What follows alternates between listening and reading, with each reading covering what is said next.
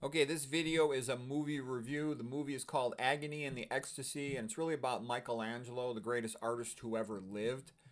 Of all the movies ever made, the two greatest movies about creative genius are the one called Amadeus, about Wolfgang Amadeus Mozart, and also this one here about Michelangelo, Agony and the Ecstasy.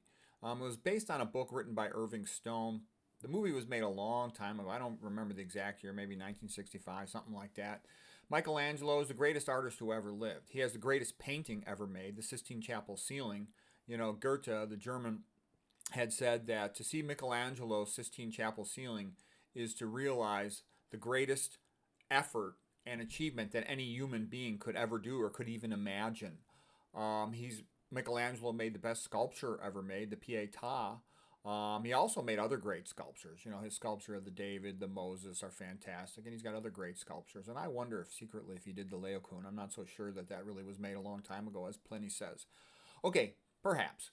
He made one of the best buildings ever made, St. Peter's Basilica. And then Pope Julius. It was Pope Julius in the movie is played by Rex Harrison. Michelangelo in the movie is played by Charlton Heston. And by the way, Charlton Heston is the greatest actor who ever lived. He was not only the star of this movie as Michelangelo, he was the star of Moses and Ten Commandments. He was the star in a whole bunch of other great movies like Planet of the Apes and a bunch of other great movies. El Cid. All right, so anyways, Rex Harrison did a great job as Pope Julius, and I love Pope Julius. I think he's one of the greatest popes that ever lived. Yes, he had several children. Well, so what? I think priests and popes and cardinals should all be married and have kids. You learn about a lot about life from having a wife and kids. He was rumored to have syphilis. So what? Okay.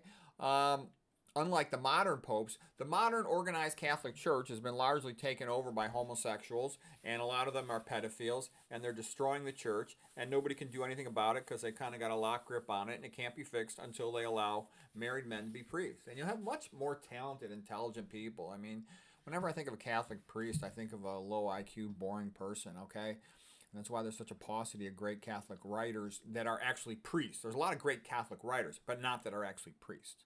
It used to be you'd have 10 kids. Nowadays, people only have 1.5 or 2 kids, so they don't want to send their son to be a priest. All right, well, anyways, getting back to Pope Julius. Why do I think he's so great?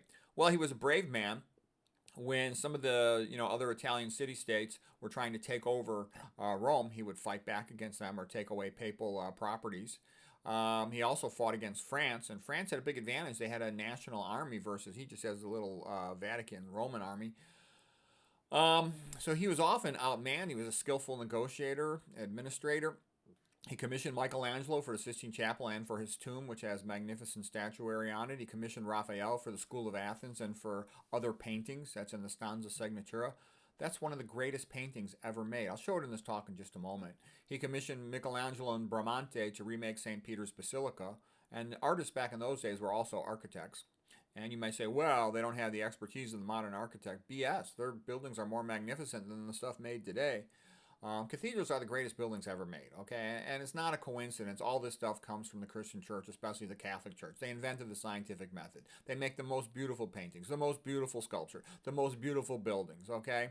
Why do you think the modern, cow moonists are trying to get rid of it? Because they don't want this magnificent to stand in contrast to their BS and put everybody into slavery. Okay, what else goes on here? He commissioned a whole bunch of other great artists. What Pope Julius did is he basically took the Renaissance and he moved it from Florence to Rome.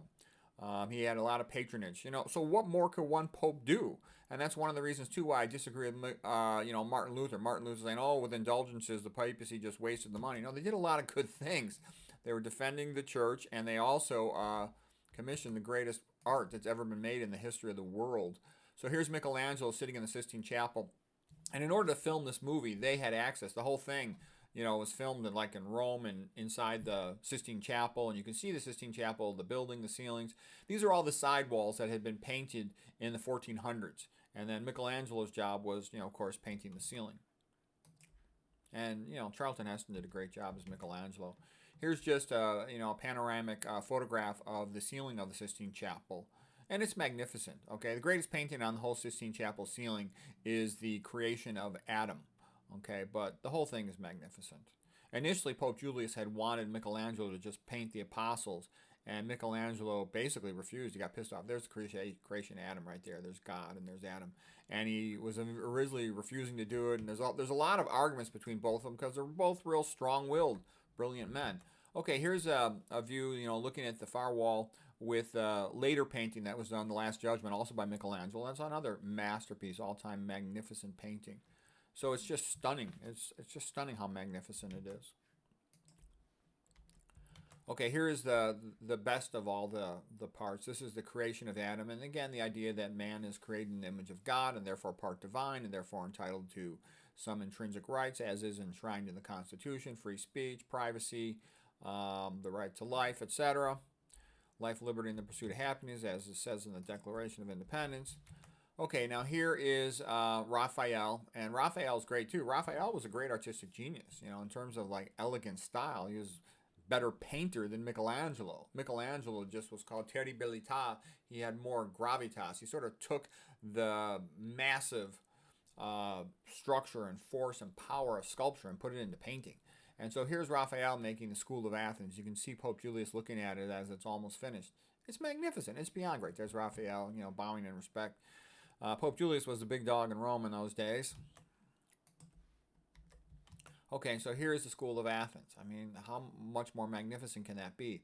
Raphael had gone in and seen the Sistine Chapel ceiling being painted by Michelangelo before it was finished, and he was in awe of it, so he painted Michelangelo into this picture of the School of Athens. The School of Athens is mostly Greek philosophers and scientists and other scholars, Pythagoras, etc., and in the background of a Roman type of architecture. And what the great thing about it was it showed the attitude of the Renaissance Pope Julius that he could take what was best from, pagan traditions and cultures and just sort of add them to Christianity. Christianity is great at doing it. That's called syncretism, to add, wisdom and knowledge and skill from other cultures to your own culture. And why not do that, okay? And why not enjoy these beautiful, magnificent paintings? That's one of the things where I think Protestantism really screwed up by not allowing more paintings, okay? Because, how do you think you communicate? The vast majority of people are illiterate. You communicate and teach them stuff by showing them pictures. And that, of course, is Aristotle pointing down to the ground, saying, let's be practical and down to earth and reasonable and logical and study. And that's Aristotle pointing up to the sky, the heavens, the land of the perfect forms. Aristotle was much of a mystic to a large extent. Okay, Raphael painted other paintings. Here's Raphael's painting of Pope Julius himself when he was quite old. Here's a painting of the Sistine Madonna. I know a lady doctor who looks exactly like that. Anyways, it's a beautiful painting. This was Pope Sixtus del Rovere, so he was actually related to Pope Julius.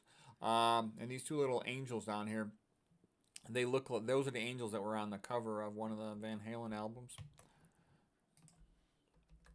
Okay, and here is Pope Julius, Rex Harrison, talking to Bramante, the great architect, on their plans for how to build the St. Peter's Basilica. And here's a painting of it. There's Pope Julius, a tough old guy. And there's Bramante. He was also bald. He's a little older than Michelangelo. There's Michelangelo there. And that's Raphael. Okay, and here's just one painting of St. Peter's Basilica. And once again, just like in the cathedral, you see all this magnificent statuary. It's magnificent. And it really captures the creative personalities of Michelangelo and of Pope Julius.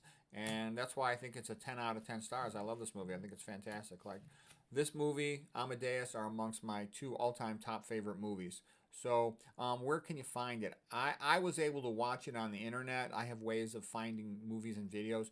You might have a hard time finding it, but it's there. I guarantee you'll find it for free if you look for it. If you buy, you could probably buy from some stuff. I think they're kind of like preventing people from seeing all these great movies. When you see these great movies, they're so beautiful and magnificent and epic and classy. You don't want to watch all this modern crap, which is all just a bunch of action and side effects and sort of like cheap thrill, titillation crap for low IQ morons. I mean, this is beautiful. This is noble, transcendent, magnificent. It's great. So anyways, hope you enjoy that.